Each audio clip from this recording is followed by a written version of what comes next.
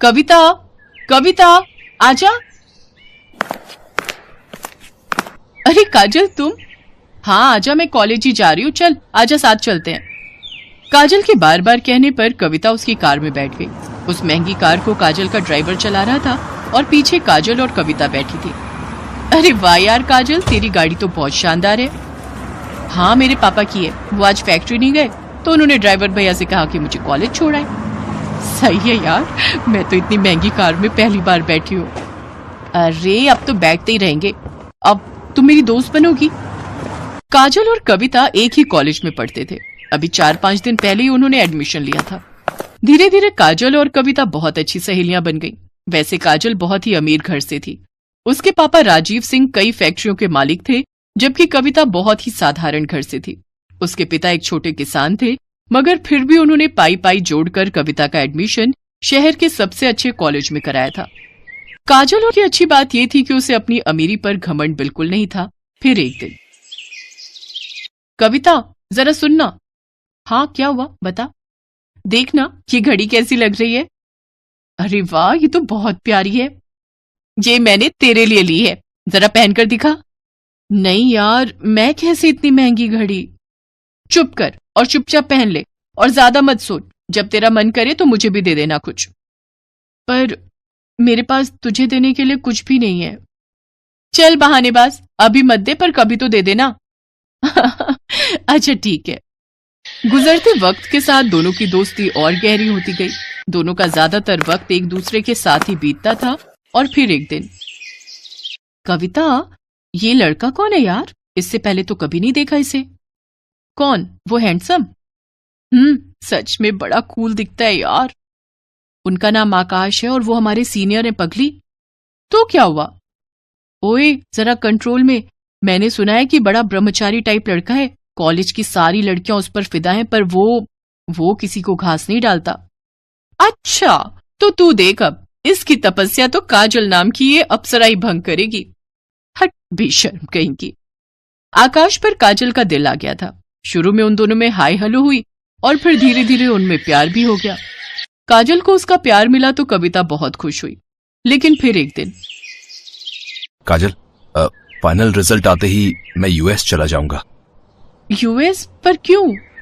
वहां मेरी प्लेसमेंट हो गई है और जिस कंपनी ने मुझे हायर किया है वो चाहती है कि मैं पहले यूएस में उनके हेडक्वार्टर में 1 साल काम करूं और सीखूं, और फिर वो मुझे इंडिया वापस भेजेंगे।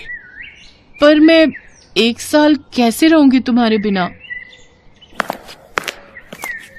कहते हैं सब्र का फल मीठा होता है पगली। अरे तू कब आई? जब तुम दोनों आशिकी फरमा रहे थे। सुन, जाने दे आकाश को। वो वहां नहीं जाएंगे तो जॉब कैसे लेंगे? क्यों, मैंने सही कहा ना? बिल्कुल सही। काजल बस 1 साल दे दे मुझे, फिर मैं तुम्हारे पापा से तुम्हारा हाथ मांगने आऊंगा। ठीक 1 महीने बाद आकाश काजल से विदा लेकर विदेश चला गया। काजल उसे याद करती और हसीन सपने बुनती, लेकिन होनी को तो कुछ और ही मंजूर था। अचानक काजल ने कॉलेज आना बंद कर दिया। उसका फोन भी बंद आ रहा था। कविता को उसकी चिंता होने लगी तो एक दिन वो काजल के घर ही पहुंच गई। वहां उसका सामना काजल के पिता राजीव सिंह से हुआ। कौन हो तुम और क्या चाहिए? जी मैं वो काजल की दोस्त हूँ। उसे कुछ नोट्स देने आई थी। नोट्स? उनकी कोई जरूरत नहीं है, अब हो गई काजल की पढ़ाई। पर अभी कैसे? अभी तो लास्ट सेमेस्टर बाकी है ना अंकल। कह दिया ना तो कह दिया, चली जाओ यहां से और दोबारा कभी मत आना। कविता को कुछ समझ नहीं आ रहा था। वो उदास होकर वहां से जाने लगी, लेकिन घर के बाहर निकलते ही उसकी तरफ एक कागज की बॉल गिरी।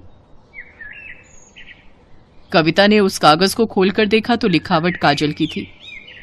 मुझे बचा ली कविता, प्लीज। कविता को समझ आ गया था कि कुछ तो गड़बड़ जरूर है, लेकिन उस वक्त वो चुपचाप वहां से चली गई। फिर अगले दिन एक औरत घूंघट ओढ़े और हाथ में झाड़ू लिए काजल के घर में दाखिल हुई। किसी ने उसे अंदर आने से नहीं रोका। असल में घूंघट के अंदर कविता थी, जो काजल के घर में काम करने वाली बाई बनकर आई थी। घर में आते ही उसने काजल को ढूंढना शुरू कर दिया और जैसे तैसे वो काजल के कमरे तक पहुंची गई। लेकिन कमरे का नजारा देखकर कविता हैरान रह गई। काजल का मुंह और हाथ पैर बंधे हुए थे। काजल, ये सब क्या है? किसने किया ये? कविता तू आ गई, भगवान का शुक्र है। कविता, मेरे पापा ने मेरा सौदा कर दिया है। तू तो जानती है ना कि मैं और आकाश एक दूसरे से कितना प्यार करते हैं, पर मेरे पापा अपने बिजनेस पार्टनर से मेरी शादी कराना चाहते हैं। वो 55 साल का बुढ़ा है, उसने अपनी पहली पत्नी को मार दिया था और वो मुझे भी मार देगा। हैं? पर तेरे पापा वो ऐसा कैसे कर सकते हैं तेरे साथ?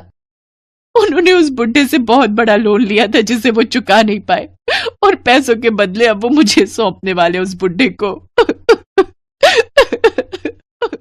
इतना कहकर काजल फूट फूट कर रोने लगी, लेकिन कविता तैयार थी अपनी सहेली को इस मुसीबत से निकालने के लिए। उसने तुरंत दिमाग दौड़ाया और अपनी साड़ी उतारकर काजल को पहना दी और खुद काजल के कपड़े पहनकर उसकी जगह बैठ गई। फिर कविता की जगह काजल आराम से घर से बाहर निकल गई। फिर कुछ देर के बाद, कौन है? अरे कमिश्नर साहब, आप यहाँ? क्या हुआ? क्या बात है? मुझे आपके घर की तलाशी लेनी है। पर तलाशी क्यों? क्योंकि मुझे खबर मिली है कि आपने यहाँ किसी लड़की को कैद करके रखा है। इतना कहकर पुलिस कमिश्नर के साथ आए पुलिस वालों ने घर की तलाशी शुरू कर दी और कुछ ही मिनटों में कविता उनके साथ खड़ी थी। उसके चेहरे पर चोट के कई निशान थे। असल में राजीव को जैसे ही कविता और काजल के प्लान का पता चला तो उसने कविता को ही अपने गुस्से का शिकार बनाया और उसके साथ मारपीट की। लेकिन अब वो अपना किया भुगतने वाला था। पुलिस ने फौरन राजीव को गिरफ्तार कर लिया। उधर आकाश को जैसे ही इन सब की खबर मिली तो वो भागा भागा यूएस से इंडिया आ गया और फिर कविता ने एक मंदिर में आकाश और काजल की शादी कराई। थैंक यू कविता, अगर तुम ना होती तो। अरे ऐसे कैसे नहीं होती मैं? मेरी सहेली को जब भी मेरी जरूरत होगी मैं हमेशा उसके साथ खड़ी रहूंगी। इतना कहकर कविता ने काजल को गले से लगा लिया और काजल बस यही सोच रही थी कि जो तोहफा कविता ने उसे दिया है क्या वो कभी उसकी बराबरी कर पाएगी।